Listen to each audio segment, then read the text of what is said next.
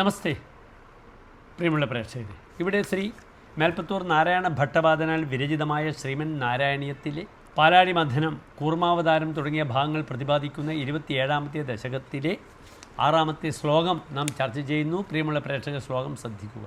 ക്ഷുബ്ധാദ്രൗ ക്ഷുഭിതജലോദരേ തദാനീം ദുഗ്ധാബ്ധൗ ഗുരുതരഭാരതോ നിമഗ്നേ ദേവേഷു വ്യഥിതതമേഷു തത്പ്രിയൈഷീ പ്രാണേഷീഃ കമഠതനും കഠോരപൃഷ്ഠാം.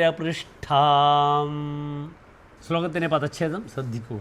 ക്ഷുബ്ധാദ്രൗ ക്ഷുഭിതജലോദരേ തദാനീം ദുഗ്ധാബ്ധൗ ഗുരുതരഭാരതഃ നിമഗ്നേ വേദേഷു വ്യഥിതതമേഷു തത്പ്രിയൈഷീ പ്രാണേഷീഃ കമഠതനും കഠോരപൃഷ്ഠാം. ശ്ലോകത്തിൻ്റെ അന്വയം ശ്രദ്ധിക്കുക.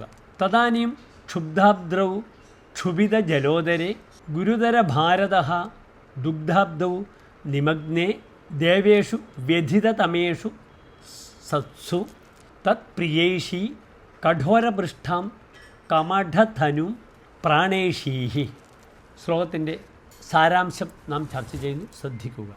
ദേവാസുരന്മാർ മന്ദരപർവ്വതത്തെ കടകോൽ കയറാക്കി പാലാഴി മഥനം ആരംഭിച്ചപ്പോൾ, അമൃതിന് വേണ്ടി മഥനം ആരംഭിച്ചപ്പോൾ പാലാഴിയുള്ള ജലം മുഴുവനും ഇളകി മറിയുകയും ഭാരക്കൂടുതൽ കാരണം മന്ദരപർവ്വതം സമുദ്രത്തിലേക്ക് മറിയുകയും ചെയ്തു.